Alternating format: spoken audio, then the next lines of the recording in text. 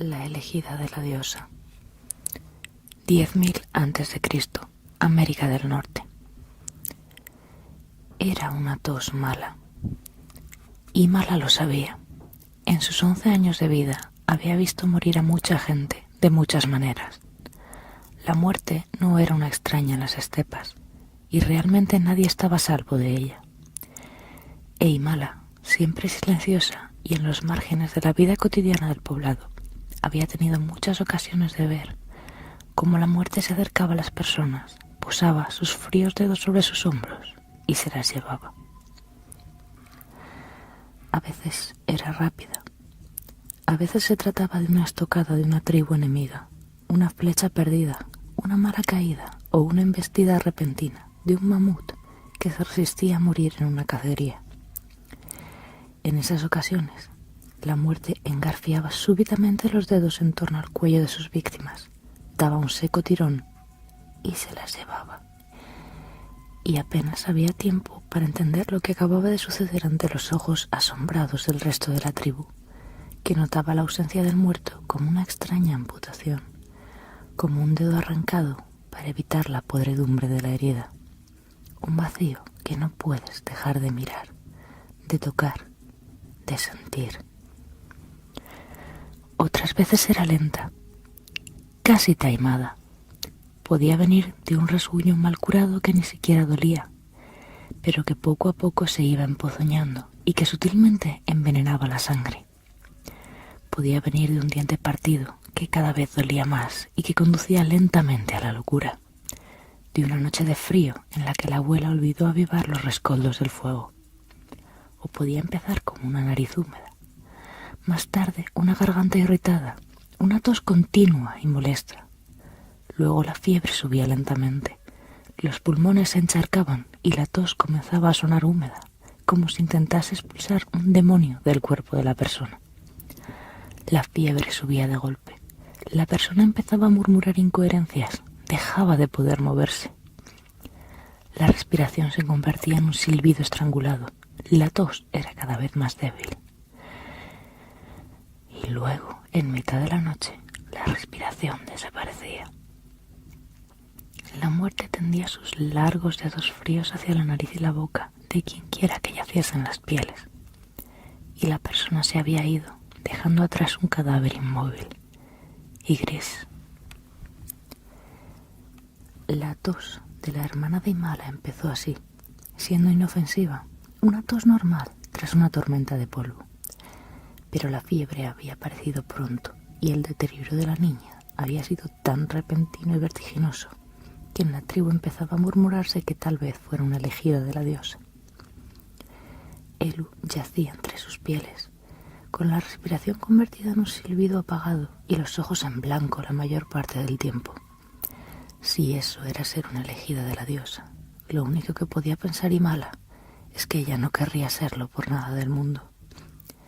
Pero la diosa reclamaba pronto a sus enemigos y nunca se había visto una enfermedad tan rápida y devastadora como la de Elu. Por eso, cuando al atardecer del cuarto día de su dolencia el chamán apareció en su tienda, Mala no sintió ninguna sorpresa al respecto. Elu estaba tendida en su lecho de pieles, con el pecho descubierto y una compresa fría sobre la frente, murmurando muy rápido palabras que ni siquiera Mala entendía.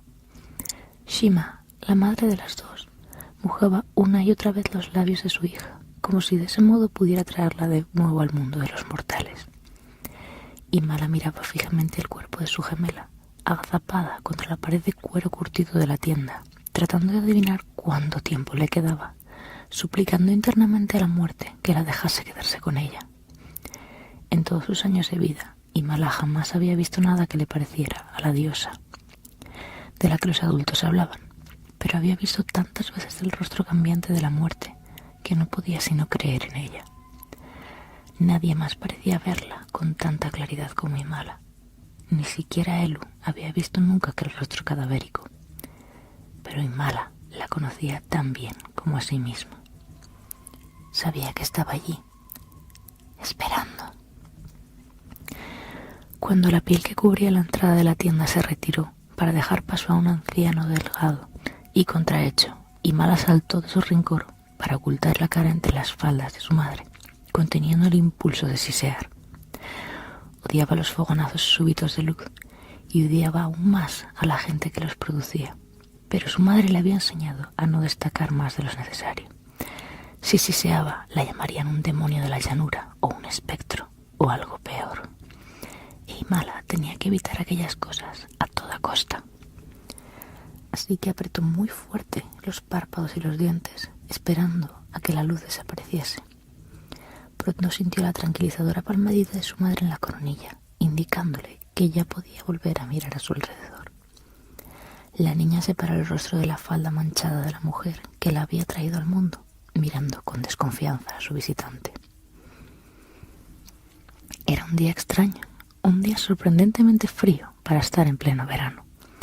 La tribu estaba acostumbrada a las nieves al final de la estación, cuando trasladaban su residencia de las estepas a las cavernas cercanas a los grandes bosques boreales.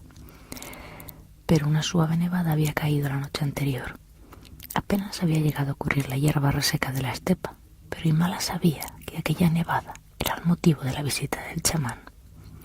El blanco siempre era una señal para su gente.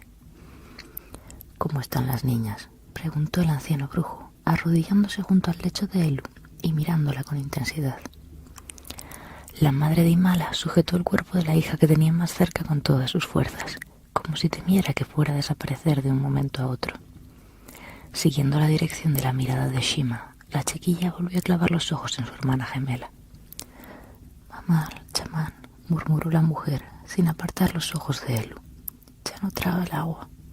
Apenas respira. Demasiado rápido». «Demasiado rápido, Shima», asintió el anciano, al tiempo que hacía un extraño movimiento con la mano izquierda. «Ya habrás oído lo que se dice en el poblado, ¿verdad? Que una niña tan bonita como Elu, con un carácter tan propicio, siempre buscando agradar, siempre servicial, no podía sino ser una de las elegidas de la diosa», respondió la mujer, con una voz que se quebraba de dolor. Tragó saliva, armándose de valor, y continuó. «Sé que es un honor dar una elegida, chamán, pero es extraño, sin embargo», la interrumpió el chamán, repitiendo el extraño movimiento, «que sea Elu y no Imala la elegida. Al fin y al cabo, siempre hemos sabido que el blanco es el color preferido para sus sacrificios. La nieve de hoy, nieve en pleno verano».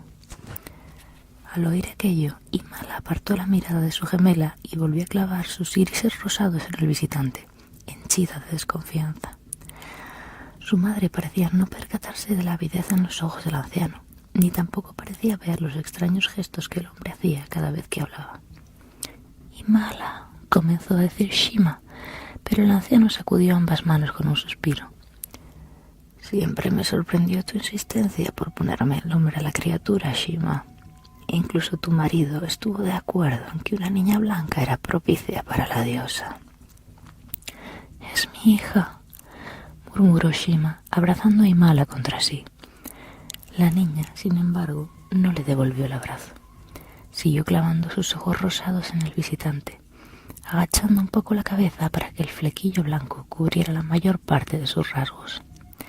«Por muy extraña que pueda parecer, es tan hija mía como Elu. Y aunque no hable, nosotros la entendemos». «Es una prueba», dijo el anciano, ignorando por completo las palabras de la mujer. «Cuando tu marido te exigió entregar a la niña a la diosa, fuiste desobediente y él tuvo que abandonarte. Desobedeciste a tu marido y a tu diosa, y ahora pagarás por ello. La diosa se llevará a tu hija favorita, la alegría de tus días, y te dejará la muda pálida que nadie querrá nunca. Una criatura que no sabrá cuidarte cuando seas una anciana, que jamás te dará nietos. Serás una mujer manchada y sola, sin una sola alegría en sus días más aciagos, compartiendo la tienda con un espectro silencioso». El anciano subrayaba cada palabra que decía con nuevos gestos de su mano contrahecha, los ojos fijos en el rostro de la mujer. y Mala sintió la presión de las manos de su madre aflojarse en torno a sus hombros. Alzó el rostro para mirar los rasgos de Shima, que le devolvía la mirada con una expresión tremendamente ausente, como si ya no estuviera ahí. Incluso sus ojos parecían desenfocados. La niña recorrió los rasgos de la mujer despacio, sorprendida una vez más de lo parecidas que eran Shima y Elu, lamentando también el hecho de que sus rasgos fueran una copia exacta de los de Elu, pero sin una pizca de color. Era como ver una gota de agua entre dos gotas de sangre, y cada vez que Imala se veía forzada a reconocer tal diferencia, sentía que algo estaba roto en su interior, que algo se había estropeado en el vientre de su madre, que no había habido bastante vida para llenar dos hermanas, y toda la vida había ido a Elu, y que ella era la muerte. ¿Y qué alternativa tengo?, murmuró la mujer, con los ojos desenfocados aún clavados en los irises rosas de Imala. La diosa ya ha reclamado a Elu, ya solo queda esperar. El anciano negó con la cabeza, mirando a Imala casi con codicia y una sonrisa taimada. Dio un paso hacia ellas, moviéndose con la elegancia de los leones cavernarios, una elegancia que no concordaba con su cuerpo contrahecho y roto en una cacería, mucho tiempo atrás. También puedes aceptar la voluntad de la diosa. Nunca es demasiado tarde para volver al camino de la obediencia, declaró el anciano, con voz imponente y un último gesto grandilocuente. Imala vio cómo los ojos de su madre se apartaban de ella y se fijaban en el bulto inmóvil que era Elu entre las mantas. Elu, la hija que siempre reía, la que se ofrecía para ayudar con absolutamente todo lo que fuera necesario. La preciosa niña por la que ya se habían interesado algunos guerreros del poblado. Claro que Shima prefería a Elu. ¿Quién no preferiría a Elu? Imala prefería a Elu. Sentía la cabeza pesada, como si hubiera pasado muchos días sin dormir. No sabía muy bien en qué momento se le había ocurrido planearse otra cosa. Claro que Elu merecía vivir. Elu lo merecía más que nadie. Estaba tan claro. «¿No es demasiado tarde?», repitió la mujer, y su voz sonaba preñada de esperanza. «Tu marido aún está dispuesto a volver a tu lado, Shima. Fue solo tu blasfemia lo que lo apartó de ti. Entrega a la niña a la diosa y recuperarás a tu familia. Volverás a ser una mujer de valía para el pueblo», declamó el chamán, sin perder la sonrisa aviesa. «Volverás a ser quien eras». Imala sintió como las manos de su madre se apartaban de sus hombros, muy despacio, casi como si realmente no quisieran hacerlo. La niña volvió a mirar a su madre, a Elu, al chamán. Quería llorar, pero al mismo tiempo no podía. Imala la llamó su madre, arrodillándose a su lado, con la mirada ligeramente desenfocada. «¿Te gustaría salvar a tu hermana?». Apretando los dientes muy fuerte, Imala asintió. ¿Cómo no iba a querer salvar a Elu? El chamán decía que era lo correcto.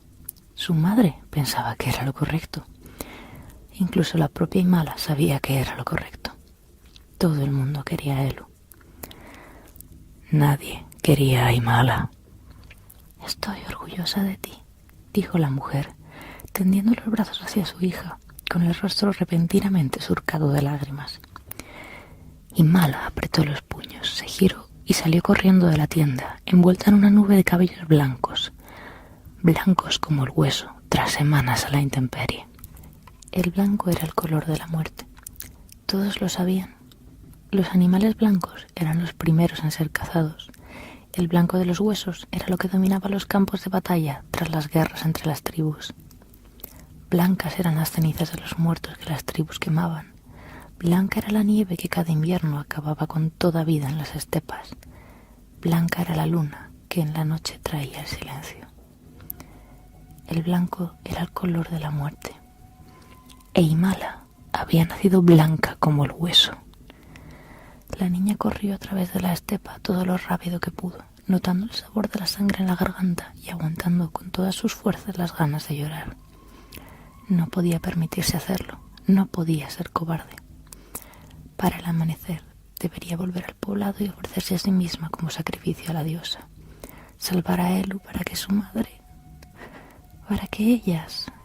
¿De dónde venían todas aquellas ideas?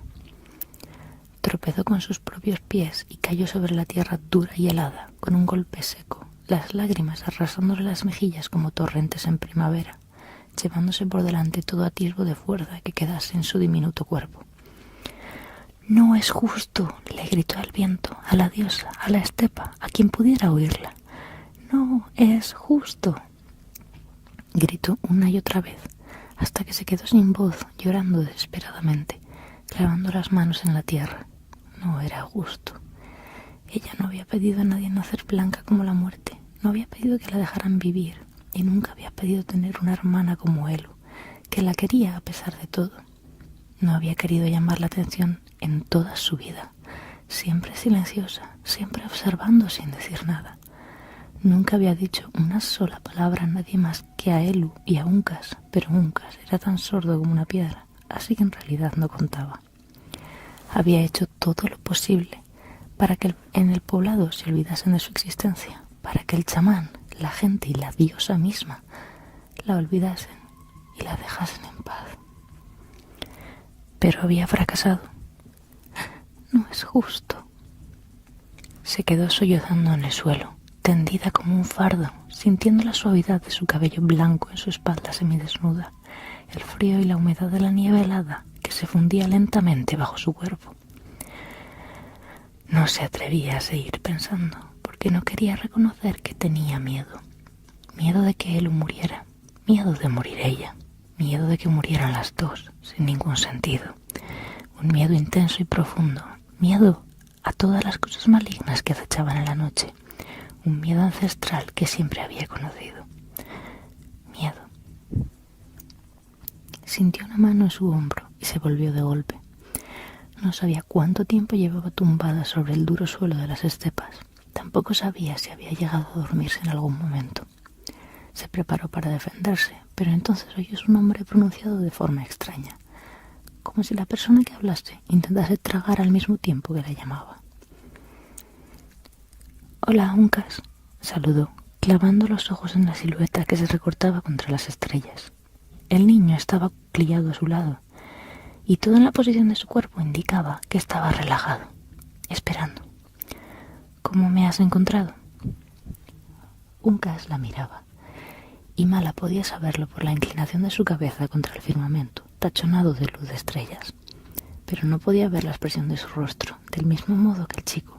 No podía ver con claridad los movimientos de sus labios. Y Mala pensó que allí, en la penumbra, los dos eran igual de sordos y mudos. Y lo que era más importante, los dos eran del mismo color. «Brillas», dijo Uncas con aquel hablar torpe que lo caracterizaba. Su voz sonaba tremendamente extraña, pero para Imala era tranquilizadora. Uncas era el único amigo que jamás había tenido. «Te vi». Imala sintió con tristeza. Así que ni siquiera medio oscuras eran iguales. Ella siempre sería blanca, blanca como la luna y el hueso, y los demás rojizos como la sangre seca y la arcilla sagrada. «Bonita», articuló el chico, con evidente dificultad. «Imala, bonita». Los ojos de la niña blanca se llenaron de lágrimas. No recordaba ningún momento de su vida en el que alguien lo hubiera llamado así. Nadie jamás se había referido a ella como una criatura hermosa. Todo lo que veían era su pelo blanco, sus ojos rosas, su piel pálida con la muerte. Todo lo que la hacía fea, indeseable, marcada para morir. Y allí estaba Uncas, con sus ojos oscuros y su rostro valiente, y sus labios torpes y aquellas orejas inútiles, diciéndole que lo que todos rehuían de ella la hacía hermosa. Se incorporó hasta sentarse, intentando distinguir los rasgos de Uncas en la penumbra. El chico le tendió los brazos de forma casi inmediata, e Imala se refugió entre ellos, ocultando su rostro sucio de barro y de lágrimas en el hombro del muchacho. Uncas tenía casi 13 años. Pronto sería un adulto. Aunque siendo sordo, jamás sería un cazador ni un guerrero. aunque sabía manejar el arco con una habilidad asombrosa. Pero tampoco sería una carga para su familia. Había demostrado tener una excelente pericia como curtidor. Era mucho más importante en el poblado que Imala, y sin embargo ahí estaba, buscándola en mitad de la noche. La niña sintió tal agradecimiento que estuvo a punto de ahogarse en él. Cerró los ojos y apretó su cuerpecillo delgado contra el del muchacho con todas sus fuerzas, respirando hondo. «Aquí», musitó Uncas con su tono discordante. «Estoy aquí». Aquellas palabras mal articuladas valían para Imala más que todas las que le había oído en su vida. No quería separarse del chico, no quería poner ni un centímetro de aire entre los dos, porque tenía miedo del momento en que Uncas le dijera que tenían que volver al pueblo, del momento en que su amigo le recordase que su blancura tenía un significado y que había llegado el momento de sacrificarse por Elu. Y Elu ni siquiera podía pensar en que su hermana estaba muriendo por ella, envuelta en aquellas pieles bajo la mirada atenta de la madre de las dos. «Nos vamos», dijo Uncas, separándose de ella para ponerse en pie. La niña le miró desde el suelo, desalentada. El muchacho le tendió una mano y la niña la cogió sin mirarle, con el corazón roto en 1000 pedazos. Había esperado que él le diera tiempo hasta el alba, que aquel abrazo durase toda la noche, que quisiera pasar tiempo a su lado antes de despedirse de ella. Uncas la hizo de golpe y empezó a andar, tirando de la mano de Imala, caminando hacia adelante, dejando atrás el poblado, dejando atrás a la diosa, al chamán, a Shima y a Elu, apartándose del mundo de la niña. «Uncas», exclamó la muchacha, olvidando por un momento que el chico no podía oírla, olvidando todo menos el rostro febril de Elu entre las pieles. Tiró de él hacia atrás, señalando en la dirección del poblado con un dedo que temblaba. «Tenemos que volver, Elu». Uncas ladeó la cabeza. Imala podía verlo en la oscuridad. No lo entendía. No entendía qué estaba pasando en aquel instante. No entendía por qué Imala no quería seguir adelante, huir, salvar la vida y empezar de nuevo en un lugar donde no estuviera el chamán, con sus convincentes palabras envenenadas, donde no hubiera un adiós, donde no hubiera una diosa cruel y sedienta de sangre. Uncas no tenía hermanos y no entendía que Imala no podía simplemente dejar atrás a su gemela. La niña apretó los labios. Se señaló a sí misma, señaló el espacio vacío a su lado. Elu y ella eran gemelas. No podía irse sin ella. «Muerta», dijo simplemente Uncas, encogiéndose de hombros, tratando de explicarle a Imala algo que ni siquiera acababa de estar seguro de entender. «Chamán, miente con la voz. Y envenena». «No», jadeó Imala, dejándose caer de rodillas en el polvo. Elu no podía estar muerta. Elu era la mejor de las dos, la chica preciosa, la que todos, incluida Imala, adoraban. Todos querían a Elu. No podía. No, dijeron que mañana. Uncas se arrodilló a su lado. Le pasó un brazo por los hombros. Imala seguía negando con la cabeza, frenética, desesperada. Al fin y al cabo, ni siquiera había podido salvar a su hermana. Ni siquiera había podido dar a su vida por alguien que mereciera vivir de verdad. La muerte. «Muerta por la mañana», dijo Uncas sin dejar de abrazarla. «Chamán, miente y enturbia». Imala entendió de golpe, o más bien creyó entender. Elu no estaba muerta. Simplemente Uncas estaba dando por hecho que moriría por la mañana, que no iba a vivir de ningún modo. Uncas no entendía que Imala no podía dejar morir a Elu, que no podía creer que iba a perderla, simplemente. No podía. Tenía que salvar a su hermana. Si cumplía la voluntad de la diosa, Elu viviría. Aferrándose a aquella esperanza contra toda lógica, se puso en pie y le tendió la mano a Uncas. «Tengo que volver», dijo, con la voz temblándole. Uncas la miró con el ceño fruncido, buscando en su interior las palabras que no conocía, tratando de poner voz a todas aquellas ideas que hilaba, sin una sola sílaba. La niña blanca le miraba con la mano extendida, la cabeza ladeada, expectante. Uncas suspiró. ¿Cómo explicarle que su capacidad de oír la voz del chamán la ponía en peligro? ¿Cómo mostrarle que su sordera lo había mantenido a salvo? ¿Cómo hacer todo aquello sin palabras? Suspiró y cogió la mano de Imala, dispuesto a seguirla de vuelta al poblado. Quizá no pudiera explicarle lo que la acechaba entre las sombras, pero tal vez sería lo bastante fuerte como para protegerlos a los dos. Llegaron al poblado de madrugada, cuando el alba ya despuntaba en el horizonte. Imala se movía como una sombra, deteniendo a Uncas cada vez que oía el más mínimo ruido. Se acercó a la tienda que compartía con su madre y con su hermana. El poblado estaba casi a oscuras, pero había una luz en la entrada de su tienda, una diminuta lámpara de aceite, un llamado a los espíritus de los ancestros para que protegieran a Elu. Imala frunció levemente el ceño. Aquello tenía que haber sido cosa de Shima. Hacía décadas que en la tribu ya no se adoraba a los ancestros, sino únicamente a la diosa. Pero Shima siempre había sido diferente. Sintiendo una súbita punzada de añoranza por su rebelde y terca madre, se volvió hacia el chico que la acompañaba. «Espera aquí», le dijo a Uncas, que leyó sus labios a la luz de la antorcha. El muchacho asintió, con sus enormes ojos castaños fijos en ella.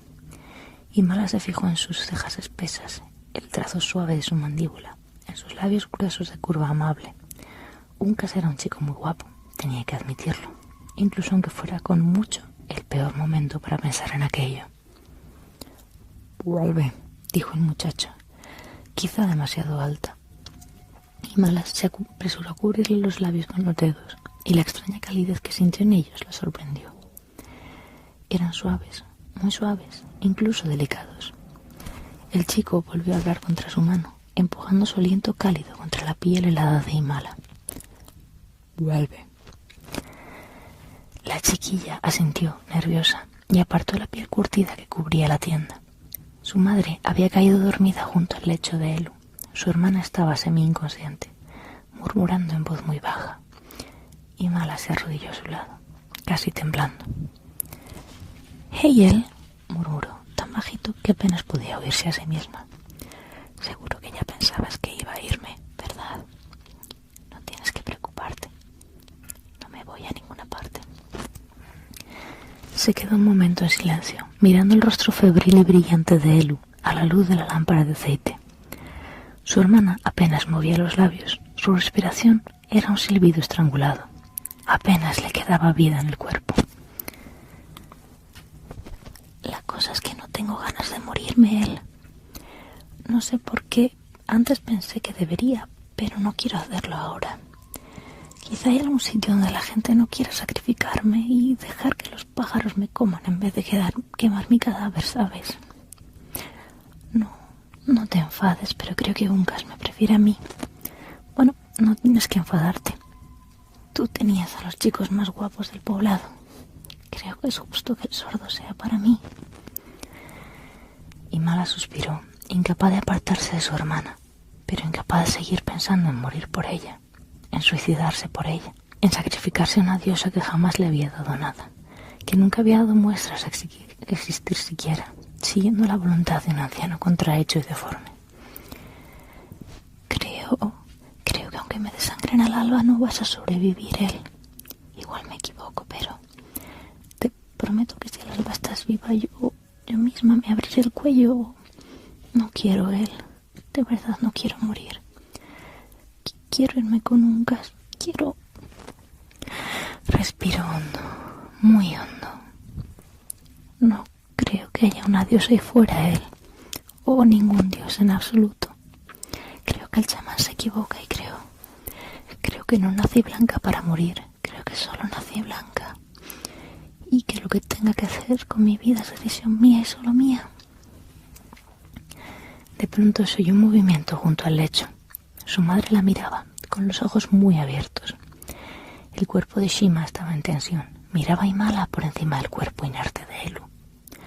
Miraba a sus dos hijas, la moribunda y la destinada a morir, con una expresión indescifrable. Parecía como si hubiera despertado de algo más que un sueño. Parecía como si por primera vez viera el mundo a su alrededor, con ojos nuevos. ojos de recién nacida. Había miedo en aquellos ojos, había amor, había duda y había una honda desesperación. Y también había decisión. Vete, Imala, dijo en voz muy baja. Vete con ese chico. Buscad un sitio para ser felices. Tengo un macuto con carne seca y algunas cosas más. Lo guardaba para la próxima guerra de tribus. Cógelo y vete. Madre, susurró Imala, mirando a su madre con los ojos desorbitados. No me enfrenté a un poblado entero cuando naciste para entregarte al chamán ahora, hija mía, dijo Shima, con los ojos entornados, una chispa de desafío en la mirada que Imala nunca había visto antes. Elu va a morir. Tienes razón, no hay dioses. Vete, sé feliz en alguna parte con el chico sordo. Y dadme nietos por ese condenado chamán que no sabe de lo que habla. La risa se agolpaba en la garganta de Imala, una felicidad tal que ni siquiera podía ponerle nombre. Su madre la quería tanto como a Elu, la quería. ¿Por qué nunca se lo había dicho antes? Madre, fue todo lo que fue capaz de decir, antes de abalanzarse sobre la mujer por encima del cuerpo inerte de Elu. Vete, repitió la mujer, con las mejillas arrasadas de lágrimas. Vete antes de que venga, y júrame que a tu hija mayor la llamarás Elu. Y Shima a la segunda, susurró Imala, mirando a su madre, sintiendo de nuevo el desgarrador dolor por la pérdida de su hermana. La mujer sonrió, con gesto cansado, incrédulo. Tienes una voz bonita, hija mía. No entiendo por qué no me dejaste oírla antes. Imala abrió la boca para responder, pero Shima la silenció con un gesto rápido. Vete, márchate ya. Tienes una vida entera esperando por ti, la vida que yo nunca tuve. Sin embargo, Imala no pudo evitar preguntar una vez más. Elu... La madre esbozó una sonrisa de labios apretados, las lágrimas corriendo de nuevo por sus mejillas libremente. Elu ya está con sus abuelos. Y cuando Imala miró de nuevo el rostro de su hermana gemela, vio una extraña opacidad en sus ojos. Su piel parecía cerúlea y de pronto fue consciente de que el murmullo ininterrumpido de los delirios de su hermana y el silbido de su respiración se habían esfumado. Los ojos de su madre reflejaban un dolor infinito, e Imala no tuvo duda de que sus ojos expresaban lo mismo. Temblando, se inclinó sobre el rostro de su hermana, depositó un rápido beso en aquella frente aún cálida. Cuando miró de nuevo sus ojos, decidió que definitivamente el chamán estaba equivocado. El blanco no era el color de la muerte, el gris lo era. Márchate antes de que vengan, Imala, insistió su madre, cogiendo entre sus manos la mano inerte de su hija muerta. No sé si te daré la oportunidad de elegir morir si tu hermana no está entre nosotros para que te sacrifiques por ella. ¿Y la diosa? Insistió Imala una vez más, tal vez porque simplemente necesitaba oírlo de los labios de su madre. Que le jodan a la diosa, escupió la mujer, ahogando un sollozo. Yo elijo a mi hija. Una mala elección, intervino entonces una tercera voz, una voz rasposa e imponente al mismo tiempo. Al fin y al cabo, Shima, tú misma has admitido que Imala no debería tener la posibilidad de elegir.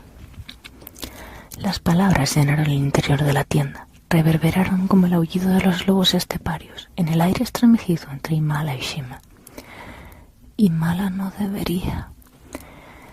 La niña blanca miró a su madre, que de nuevo tenía aquella mirada desenfocada, la expresión ausente que no era del todo habitual en ella. Rápidamente deslizó sus ojos rosáceos hacia el anciano contrahecho que sentaba en una esquina de la tienda, con una sonrisa taimada. Ella no debería poder elegir. ¿Por qué no? De pronto volvía a sentirse perdida.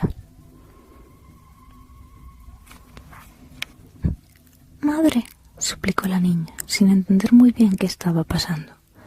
De nuevo sentía aquella pesada niebla en la cabeza, como si estuviera demasiado cansada como para pensar correctamente.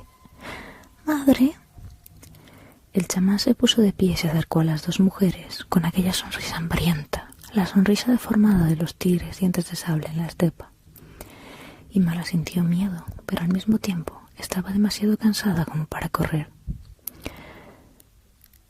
Shima, ya está por salir el sol.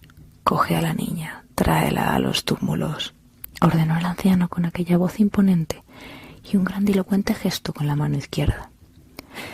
Aquellos gestos, aquella voz, Himala sentía como si hubiera algo muy importante que había olvidado, como si de pronto nada acabase de tener sentido. Pero era tan fácil dejarse arrastrar de la mano de su madre. Era tan sencillo dejar que las palabras del chamán la acunasen. ¡No! La voz estrangulada de Uncas se introdujo en su conciencia de golpe, rompiendo aquel extraño letargo. El muchacho había entrado en la tienda, desafiante, blandiendo su puñal de pedernal con fiereza, desafiando al chamán. Himala fue súbitamente consciente de que tenía las manos atadas, de que la cuerda estaba en manos del anciano. Su madre sostenía otro cuchillo de pedernal y un pedazo de cuerda de pelo de mamut. ¿Shima le había atado las manos? ¿Cuándo había sucedido eso? La niña blanca tiró de la cuerda con todas sus fuerzas, pero el anciano chamán respondió con un tirón mucho más fuerte, arrojando a la muchachita sobre el polvo. La niña cayó con un sordo quejido, asombrada por la incongruente fuerza del viejo. Uncas se abalanzó sobre él e Himala vio el destello del pedernal pulido y escuchó dos quejidos extraños. Uncas cayó al suelo, inerte, mientras el anciano se llevaba la mano izquierda al rostro y tiraba de nuevo de la cuerda que ataba las manos de Himala. Por el rabillo del ojo, Himala vio que Shima miraba con extrañeza la cuerda y el cuchillo de pedernal que sostenía en las manos. Alzó el rostro hacia el chamán con una súbita expresión de furia. ¡Quietas!, rugió de pronto el anciano, e Himala notó cómo el cansancio se abalanzaba sobre ella. No, pensó para sí, haciendo un enorme esfuerzo por aferrarse a la conciencia que se le escapaba como agua entre los dedos. No, otra vez no. Mientras su madre volvía a sentarse y el chamán se sujetaba la herida del rostro, Himala trató de despejar su mente. Uncas yacía en el suelo, a pocos pasos de ella. El cuchillo de pedernal aún estaba entre sus dedos. Si pudiera alcanzarlo, podría cortar sus ataduras. Si pudiera escapar. La niña sacudió la cabeza. Aquella no era una opción. Llamaría la atención del anciano. Debía esperar, encontrar el momento de escapar. Pero, ¿cómo escapar de un hombre que controlaba sus pensamientos? Uncas, pensó entonces, entendiendo. Uncas no oye la voz del chamán. Por eso Uncas está a salvo. La niña blanca miró a su amigo inconsciente, dedicando una rápida oración a la muerte, porque no se lo llevase aún. La muerte, que se inclinaba como un fantasma grisáceo sobre el techo de la tienda, pareció escuchar sus plegarias, puesto que no descendió sobre el cuerpo de Uncas.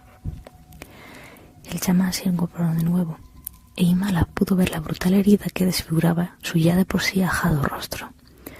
Uncas había logrado desgarrar la piel y carne del anciano, de tal modo que los dientes podridos asomaban por una abertura en la mejilla. La sonrisa ladeada que le dedicó el anciano le asustó incluso más que todo lo que había sucedido hasta entonces. Vio la sangre negra escurrirse por el desgarro en la piel, deslizarse por su cuello. «Vamos, elegida de la diosa», exclamó el anciano, tirando bruscamente de la cuerda. «Vamos, Shima, a los túmulos. La diosa os necesita a las dos ahora». Llena de angustia, Himala miró una vez más el cuerpo de Uncas, rezando por una ayuda que no llegaba. Sintió como la niebla se apoderaba de ella de nuevo, como era mucho más sencillo seguir los pasos del chamán, dejarse llevar, dejarlo todo. Uncas. El chamán propinó una brutal patada al muchacho sordo, enseñando los dientes al sonreír. Himala sabía que debía reaccionar ante aquello. Una parte de su mente insistía en echarle en cara que aquello estaba mal, pero no lograba recordar por qué. «Tullido inútil», masculló el anciano, sacudiendo la cabeza. «Debimos haberte abierto la garganta el mismo día que nos dimos cuenta de que eras sordo.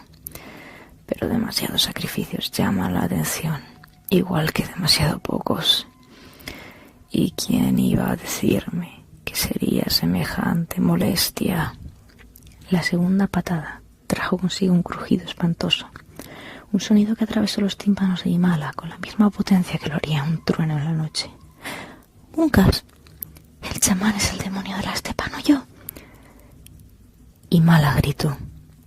Gritó con todas sus fuerzas, con aquella voz que hasta entonces nadie en el poblado había sabido que tenía, y tiró de la cuerda una vez más.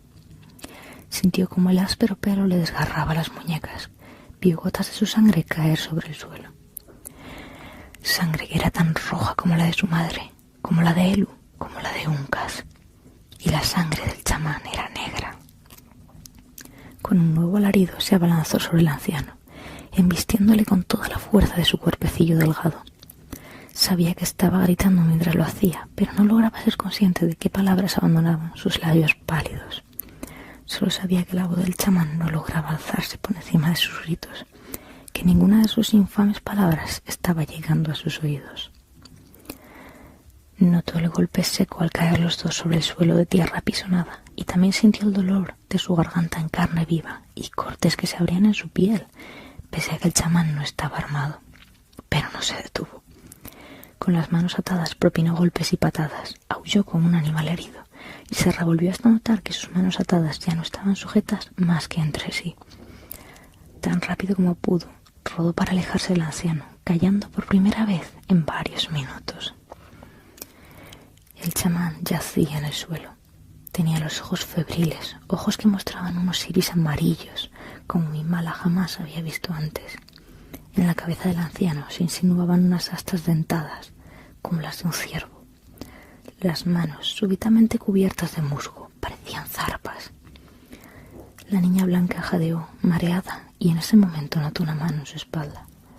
«Wikito», dijo aquella voz que pronunciaba las palabras de modo gutural, sin añadir nada más. Imala miró a Uncas por el rabillo del ojo. Su amigo tenía la nariz partida, la sangre roja chorreaba por su rostro.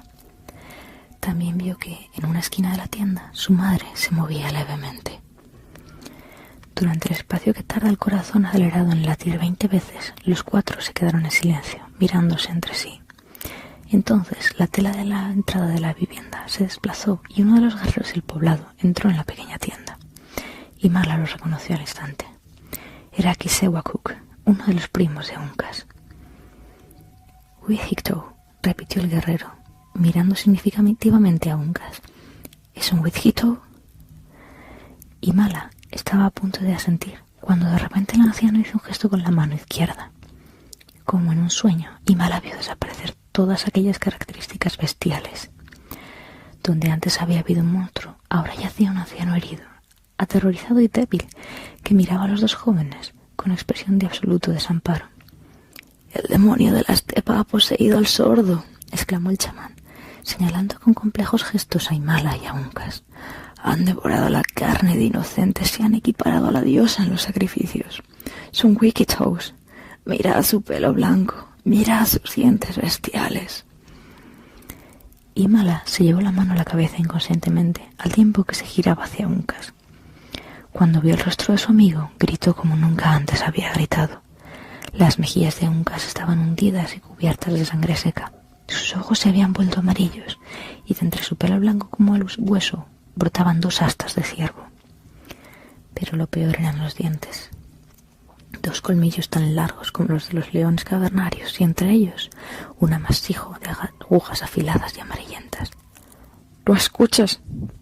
«Imala, no escuches». Kisewakuk se detuvo un momento ante las palabras de Uncas, confundido, y volvió a mirar a los dos niños como si no los hubiera visto antes. Imala se dio cuenta de que no había ni una sola característica bestial en Uncas.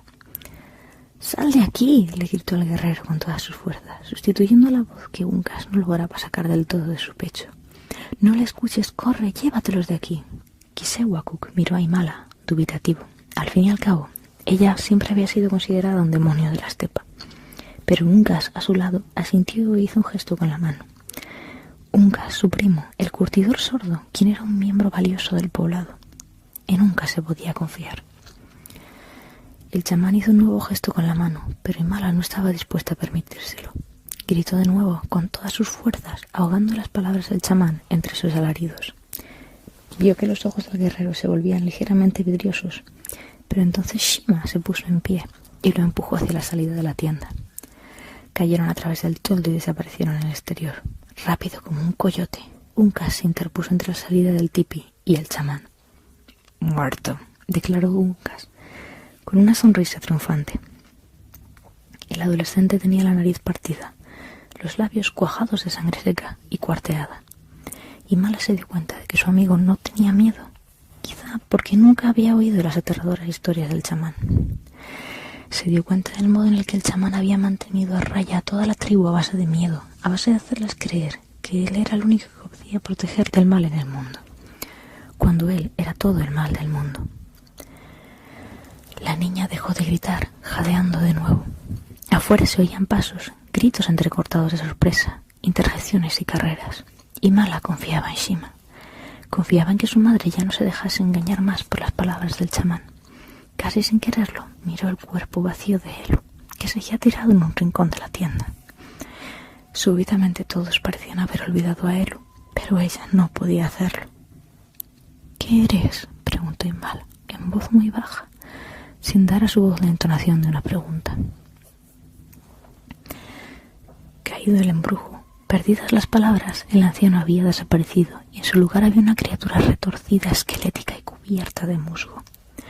Su cabello, tan blanco como el de Mala, estaba cuajado de ramitas y hojas.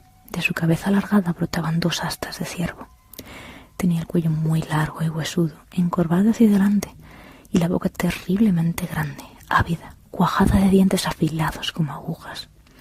Su nariz era muy chata, como la de los grandes felinos de la estepa, y sus ojos tan amarillos como los de ellos. En lugar de manos tenía largas zarpas, casi tan largas como el antebrazo de Mala, y por lo poco que podía ver de sus piernas parecía que la articulación de las rodillas se doblaba en la dirección opuesta a la que sería normal. El monstruo del suelo se rió a carcajadas. Os gusta llamarme Wikitou, ¿verdad? Os gusta pensar que no soy uno de vosotros. Pero ay de ti, niña blanca, si en mitad de la noche más fría del invierno, en la expedición de caza que peor podía salir, el hambre te visitase royéndote las entrañas. Ay de ti si a tu lado no hubiera más que un hombre herido. Y Mala se acercó instintivamente a Uncas, sintiendo el estómago muy revuelto, temiendo lo que oiría a continuación. ¿Qué harías de saber que ese hombre no va a sobrevivir a la noche, porque el hueso roto lo está pudriendo desde dentro? ¿Qué harías si todos tus conocimientos de sanación y del mundo de los espíritus te estuvieran diciendo que ese hombre va a morir? Sin apartar los ojos del chamán, Mala le tendió sus manos atadas a Uncas, que deslizó el cuchillo de pedernal entre sus muñecas heridas para liberarla. Uncas tenía el ceño fruncido, leía los labios del chamán con toda la atención posible, recordando una historia que, en parte, ya conocía. Imagina, Mala, que fueras la siguiente chamán de tu tribu, que supieras que tu maestro no tiene tiempo para enseñar a nadie más. Imagina que a tu lado hay un cazador que no verá la luz de un nuevo día y que, si tú no comes, tampoco verás otro día. Imagina que los espíritus del bosque te ofrecen el mundo entero a cambio de hacer aquello que temes. Mala no se fijó en los sutiles gestos que el chamán realizaba con las afiladas zarpas a medida que iba hablando. Solo recordaba que, de niña, había oído la historia de la expedición de caza que salió mal, la expedición de la que solo volvió el que en aquel entonces era el aprendiz del anterior chamán, herido de muerte por las fieras, deforme y contrahecho. Ni siquiera notó la niebla que se adueñaba de sus pensamientos. Tu tribu depende de ti para que los guíes a través del mundo de los espíritus. Tú tienes que vivir. Tienes que vivir. Así que aferras tu cuchillo lo mejor que puedes. Lo acercas a la pierna rota, la pierna que de cualquier modo nunca podrá usar de nuevo. Casi sin darse cuenta, Mala asintió con docilidad. Palpas, buscas la parte más tierna, la que menos difícil sea de cortar. El hambre está ahí el deseo de sobrevivir también. Tienes que sobrevivir. Tienes que volver a la tribu. Así que tranquilizas a la presa con alguna palabra bien escogida. Apoyas el cuchillo. Cortas. Sí, asintió de nuevo Imala, ante la mirada atónita de Uncas. El monstruo que había sido el chamán sonreía ampliamente, regocijándose en su recién recuperado control sobre la niña blanca. El hombre grita, pero sabes que ya está muerto. Te llevas la carne a los labios. Podrías pensar que es solo carne, pero es mucho más que eso. Es poder. Poder compartir con los espíritus, pero poder, al fin y al cabo. Empiezas a ver mejor en la oscuridad. Te haces más fuerte. El bosque parece más sencillo de cruzar. Sabes que uno solo no bastará, así que poco a poco, con palabras que cada vez son más convincentes, consumes a todos los miembros de tu partida de caza.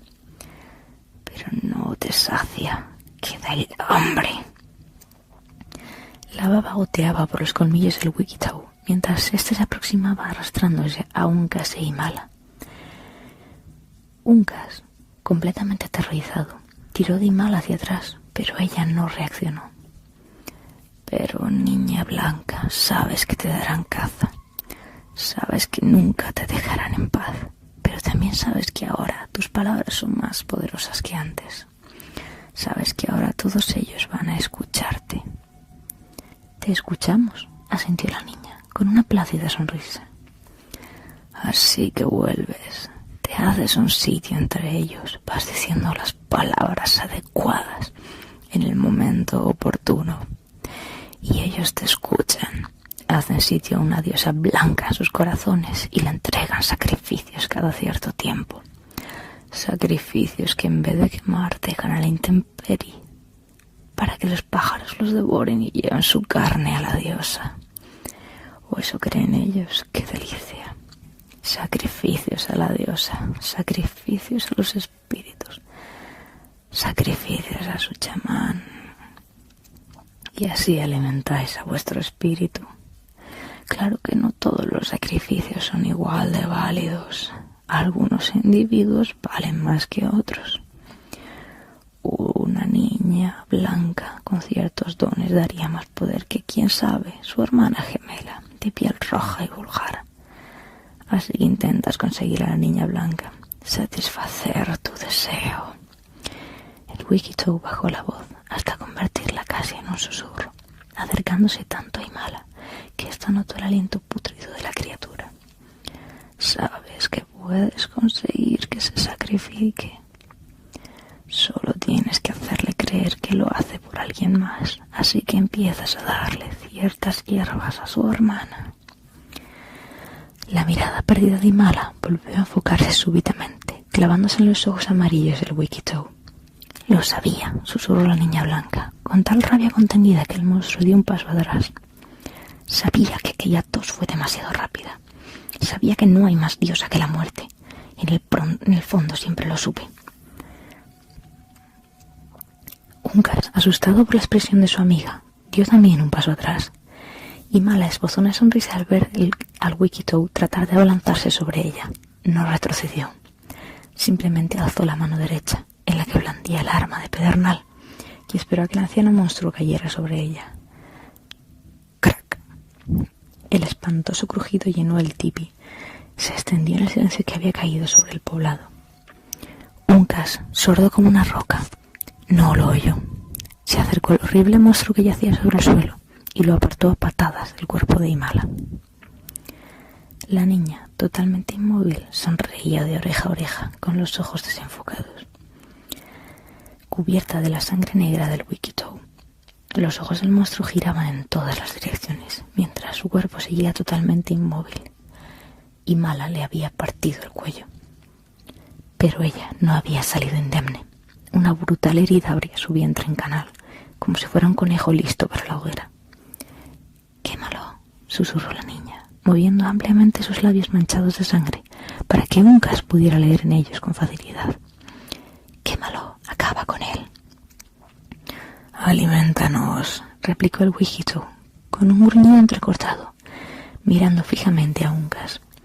«Danos un sacrificio y los dos viviremos.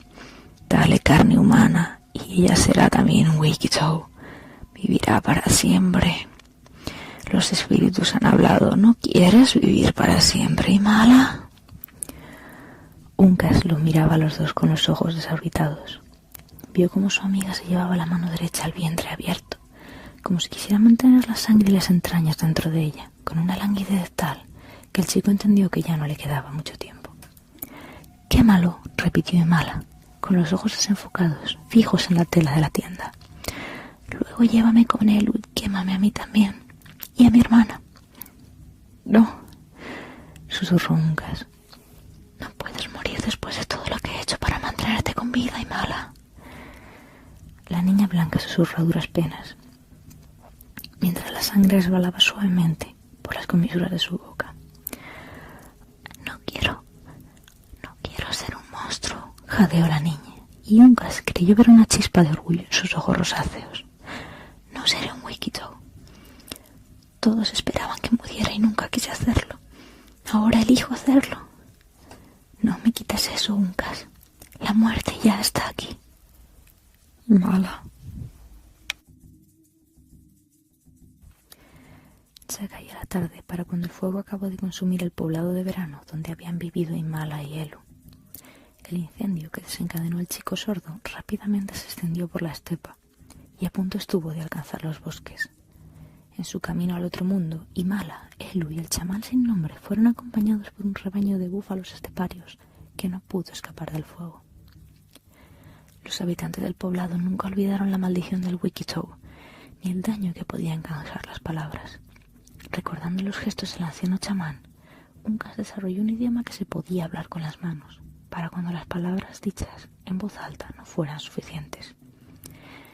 Cuando generaciones más tarde la tribu de Imala y Elu se dividió en muchas más y sus idiomas cambiaron, el lenguaje de signos que había sido el único legado de Uncas siguió perdurando.